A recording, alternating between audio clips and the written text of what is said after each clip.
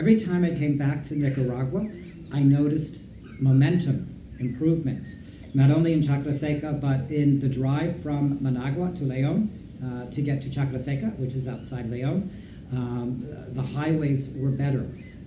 You would see different things happening here in Chaclaseca, more houses that had been built by FNE in the course of the year. More people are living in better houses. The Ricardo Streb Library did not exist when I came here in 2013, and now it's the best library in Leon. And so not only the local Marino school, but they've just recently started having schools from the city, from Leon, school kids coming to this library to take advantage of its resources. And that was done through the work of FNE.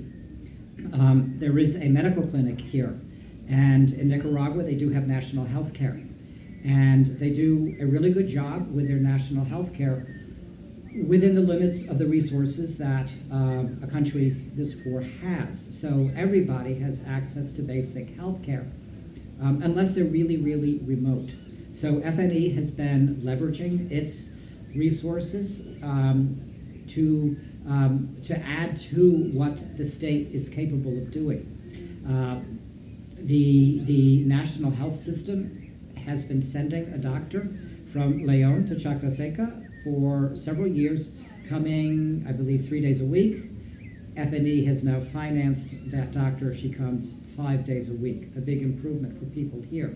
But also, FNE has hired a doctor of their own to go to more remote regions where people can't. It would take people 2 or 3 hours to walk one way to get to this clinic here in Chaclaseca, much less thinking about going into the city. So Marisol, who is the FNE doctor, goes into remote places, interviews families, finds people with needs, and then she is able to communicate those needs with the national health system. If specialized medicines are needed, she can obtain those through the national health system and bring them to these remote families and ensure that they are getting the medicines that they need. So it's really impressive to me to see how FNE is not doing things on its own, but is being very strategic about leveraging its resources to amplify the resources here on the ground. Not only working with the state, but also working with a community organization. It's called the Asociación San Isidro, St. Isidore Association, and they work in very close collaboration with them. And the Asociación San Isidro will interview families, and they screen the families to get houses, to get on the list for an FNE house, and then determine the priority, who has the greatest need, who comes after that.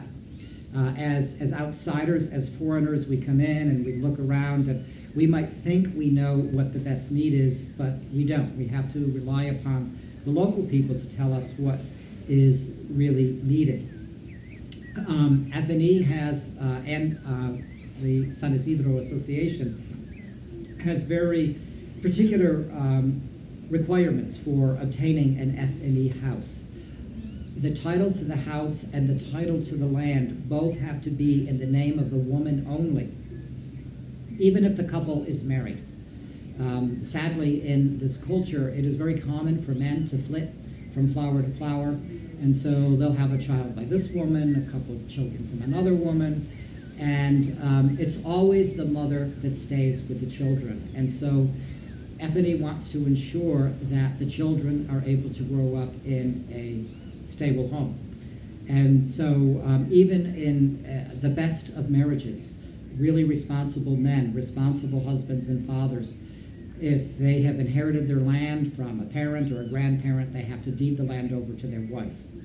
And then the family that obtains the house is also in partnership with FNE, and they obtain a mortgage loan from FNE at a 1% interest for 35% of the cost of the house. That's 35% of $2,700 for the basic house. That's a lot of money based on the salaries that they earn here.